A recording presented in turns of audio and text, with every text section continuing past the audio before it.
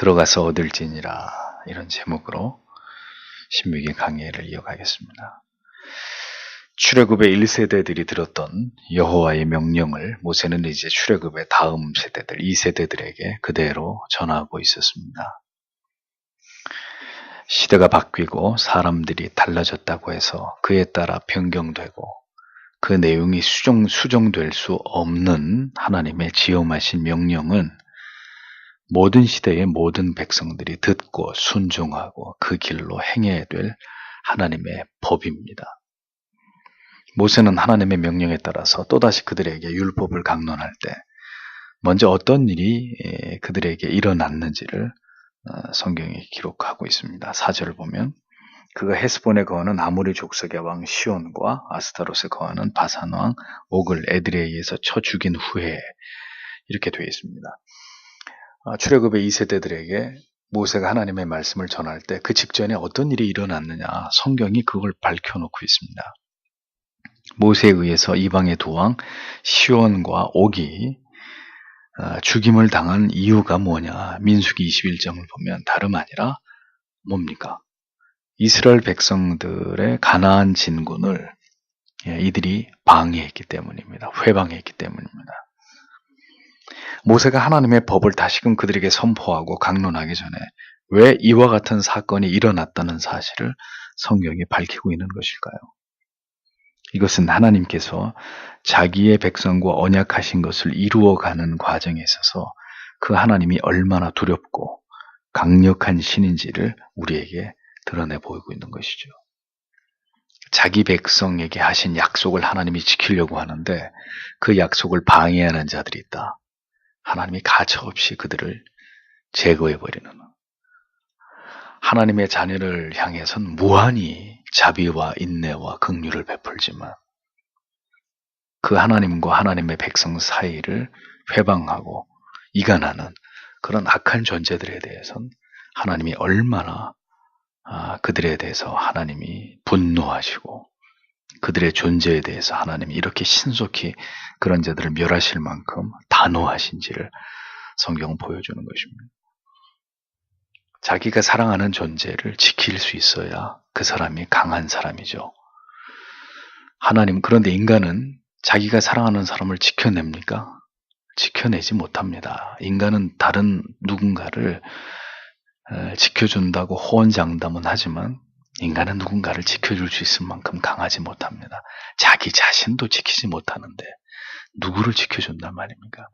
그러나 우리 하나님은 그런 분이 아니십니다. 하나님이 지키겠다고 하신 자를 끝까지, 세상 끄트머리까지 하나님이 가셔서 그들을 지켜내시고 건져내시고 그들을 해안한 자들을 멸하시는 하나님은 그런 하나님이십니다. 이스라엘에게 가나안 땅을 주시고자 하시는 하나님의 뜻과 계획을 거스리고 회방하는 자들에 대해서 하나님이 어떻게 대하시는 분인지를 성경은 이렇게 분명하게 보여주고 있습니다. 그 누구도 자기 백성을 향한 하나님의 뜻과 섭리를 막을 수 없고 자기 백성을 지키고 보호하고 인도하는 하나님의 섭리를 거스릴 수 없다는 것, 강력하게 성경이 그걸 시사하고 있는 거죠. 여호와 하나님께서 함께 하실 때 그것이 하나님의 백성들에게는 그 무엇도 두려워할 이유가 없는 절대적인 평안의 이유가 되지만 하나님의 백성을 해하고자 하는 자들에게는, 즉 하나님의 반대편에 서 있는 자들에게는 견디기 힘든 두려움과 공포가 될 수밖에 없는 거예요. 하나님은 그런 존재이십니다. 누군가에게는 한없는 사랑과 자비와 긍휼의 하나님이지만 누군가에게는 두려워서 감히 쳐다볼 수도 없는, 그 이름만으로도 사시나무 떨듯 떨 수밖에 없는 두려움의 이름, 그 이름이 바로 여호와입니다. 언제나 하나님께서 우리와 함께 하실 것인지를 궁금해하지 말고, 그렇기 때문에 우리가 하나님의 편에, 그 전능하신, 그 강대하신 그 하나님의 편에 우리가 서 있는지를, 하나님이 우리를 왜 지켜주셔야만 되는지를, 그 이유를 생각하는 사람들이 되셔야 합니다. 5절에 모세가 요단 저편에서 모압에서 율법을 명확히 설명하기를 시작하였더라, 이르기를, 이렇게 기록되어 있습니다. 모세가 출애굽 2세대들에게 하나님의 율법을 다시 강론하기 시작한 곳은 여리고 맞은편의 모압 평지였습니다. 모세는 그곳에서 하나님의 율법을 다시 설명하기 시작합니다. 한글 성경에는 설명하기를 이라고 기록되어 있지만 원문의 베르라는 이 단어의 의미는 색이다, 파다 이런 뜻입니다. 따라서 모세는 그곳에서 이스라엘 백성들에게 다시 하나님의 모든 율례와 법도를 출애굽의 새로운 세대들의 가슴 속에 깊이 그리고 선명하게 새기기 시작했다는 거예요.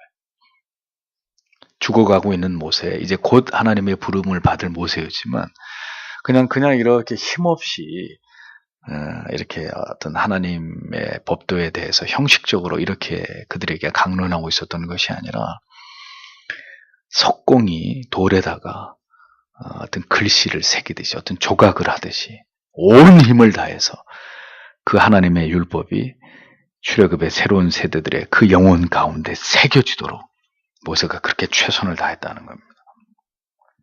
하나님의 말씀을 강론하는 것은 그 명령을 가슴에 깊이 새겨 넣는 것입니다. 네? 방금 말씀드린 돌판에 글을 새기듯이 그렇게 우리의 마음과 영혼에 깊이 각인시키는 것이 하나님의 말씀을 강론하는 것입니다. 목사가 설교하고 말씀을 전하는 이 시간은 장난치는 시간이 아니에요. 농담 떠먹게 하는 시간이 아니라 성도님들을 웃겼다가 울렸다 하는 어떤 그 연사의 재주를 피우는 그런 시간이 아니에요. 하나님의 말씀을 듣는 일 또한 매우 중요한 일입니다. 하나님의 말씀을 그냥 가볍게 듣고 가볍게 이렇게 잊어버릴 수 있는 그런 가치가 결코 아닙니다.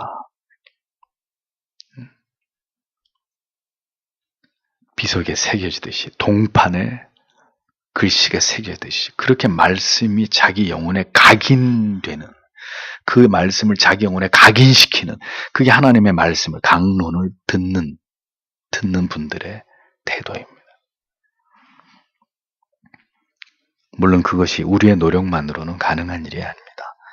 말씀을 도구로 성령께서 그렇게 우리 안에 역사하실 때 하나님의 말씀이 우리의 영혼에 그렇게 담겨지고 새겨질 수 있는 것이죠. 다만 하나님은 그렇게 하나님의 말씀을 소중히 여기고 자기의 영혼에 새기기를 원하는 자, 피를 토하듯 그 말씀을 영혼에 새기려고 하는 그런 사람들을 통해서 그런 사람들 안에서 하나님은 그런 일들을 행하신다는 거예요.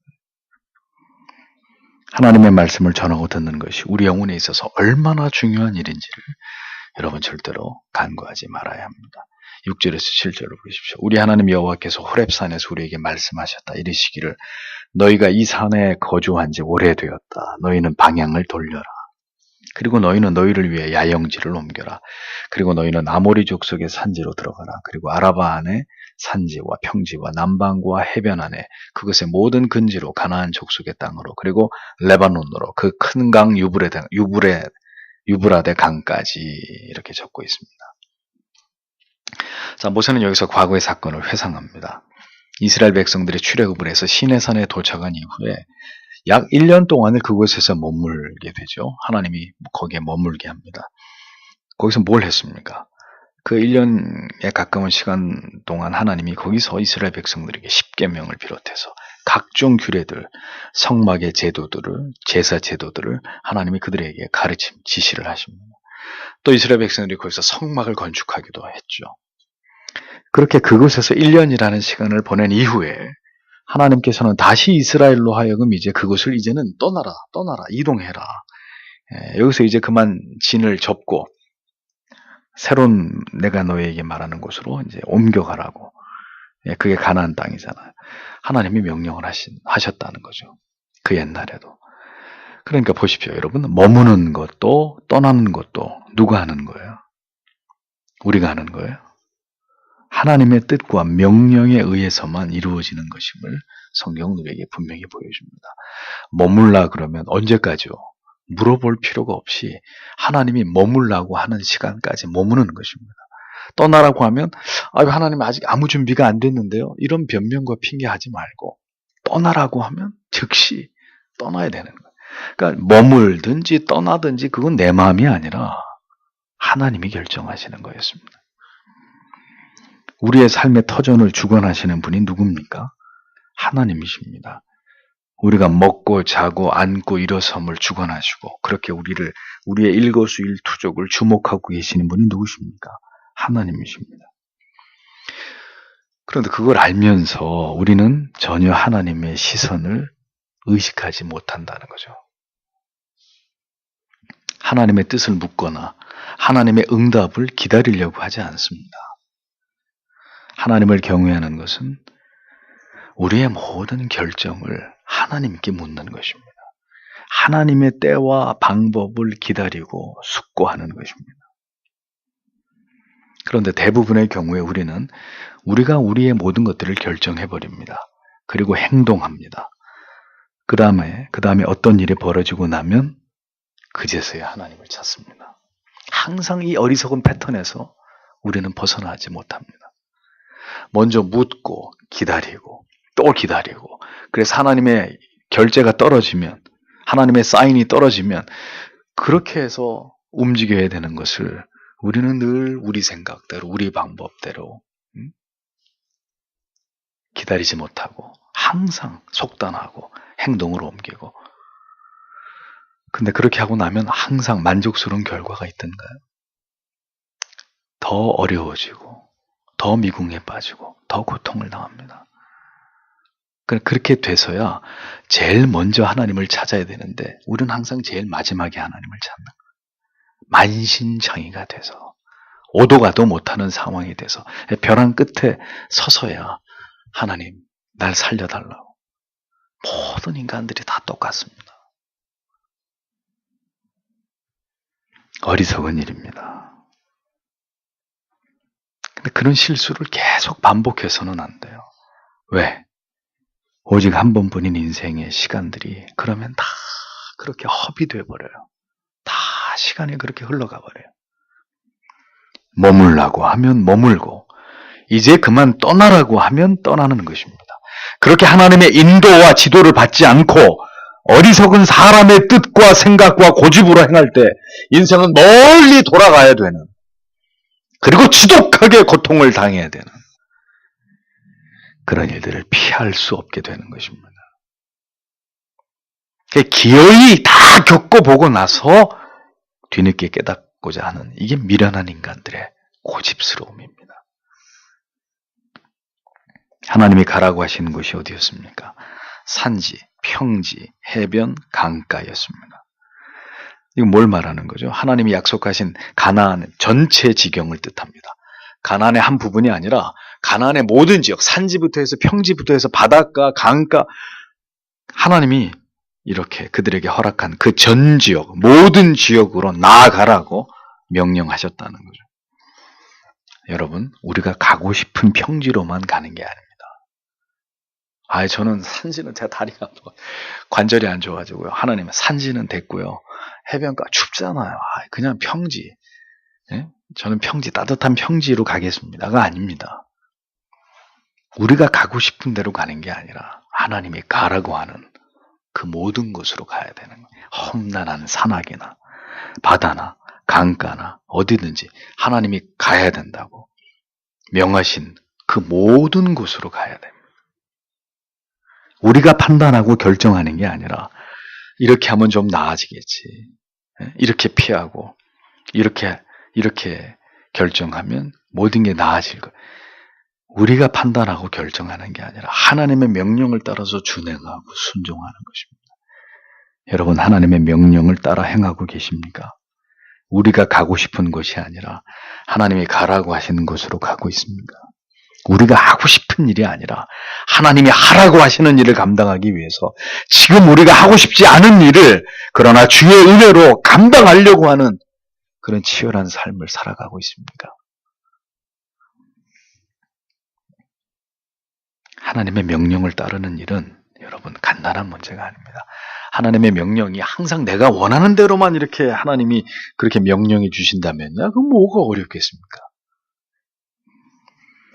그런데 하나님의 명령은 자기를 부인해야 되고 자기의 판단과 생각을 내려놓아야 되고 하나님을 전적으로 신뢰하면서 때로는 바보처럼, 아주 상바보처럼 묵묵히 그렇게 나아가야 되는, 때로는 입도 다물고 입을 열면 자꾸 불평하니까 하나님이 향해서 묵묵히 나아가야 하는 길입니다.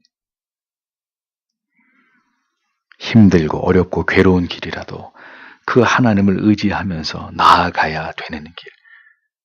그렇게 해서 감당해야 되는 게 하나님의 명령입니다. 여러분, 십자가를 따르는 길이 어떻게 쉽고 평탄할 수 있습니다? 어떻게 그게 가능합니까? 힘들고 지치고 괴로워도 그 짐을 가볍게 하시고 내 걸음을 가볍게 하시는 이가 내 곁에 계시기 때문에 가는 거지. 내가 가고 싶은 길로만 요리조리 가는 그건 신자의 인생이 아니란 말이죠.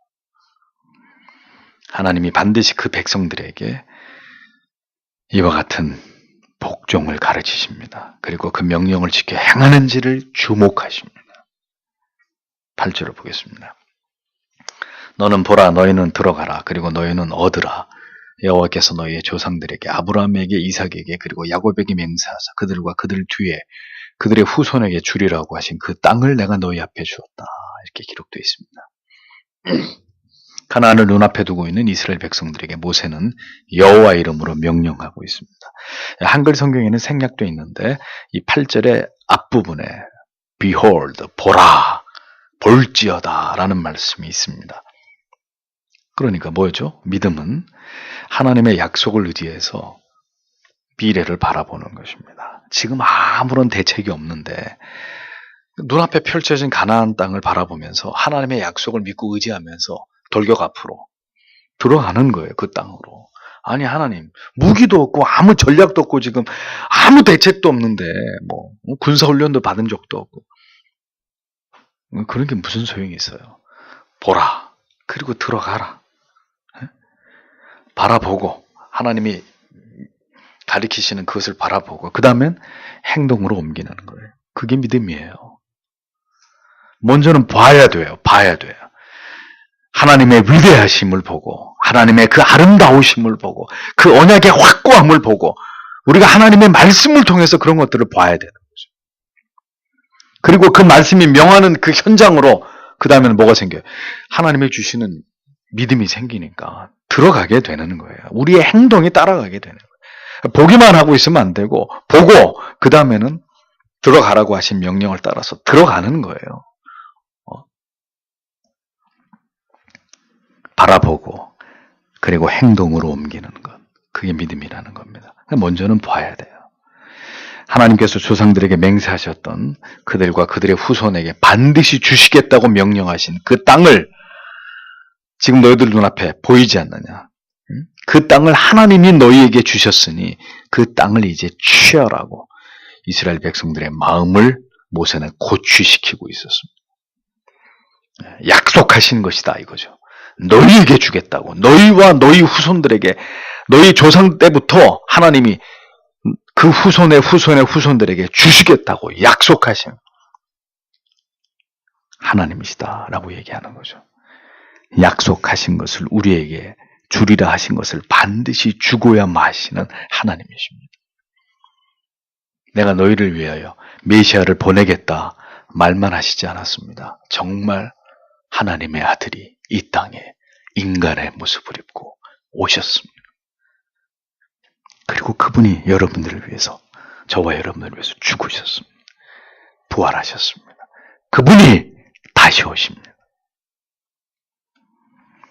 약속, 창세기부터 계속해서 이어지고 있는 이 약속의 하나님, 언약의 하나님, 주시겠다고 하신 것을 반드시 주시는 하나님. 하나님은 사람과 달리 빈말을 하시는 그런 하나님이 아니시고 그 약속을 변개하시는 분이 아니십니다.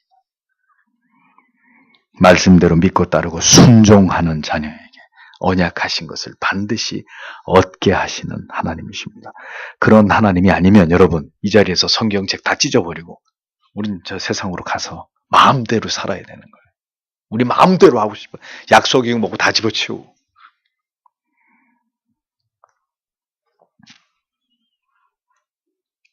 다만 그것은 가만히 앉아서 얻을 수 있는 것이 아닙니다.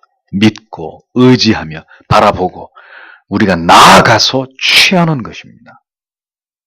천국은 침노하는 자의 것입니다.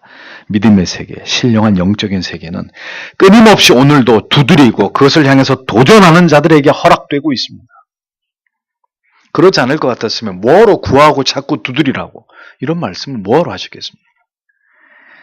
그들에게 열려지고 있고 여전히 그렇게 하나님을, 그 진리를, 그 영원한 생명을 찾는 자들에게 결코 마르지 않는 샘물이 되고 있습니다.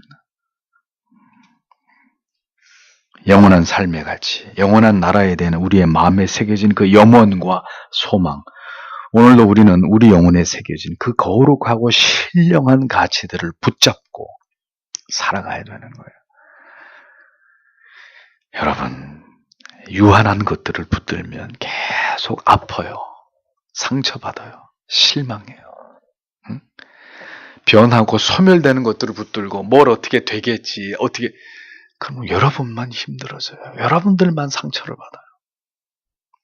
변하는 것들을 붙들지 말고 변하지 않는 대상을 붙들어야죠. 변하지 않는 가치를 붙들어야죠. 응? 우리는 변하나 변하지 않는 하나님을, 하나님의 약속을, 그리스도의 십자가의 그 구속의 은혜를, 그걸 붙들고 인생을 지나가야 안 지치죠. 포기를 하지 않죠.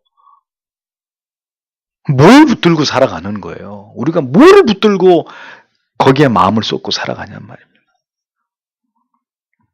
우리에게 적과 꿀이 흐르는 가나안은 어디입니까? 어디입니까? 돌아갈 본향이에요.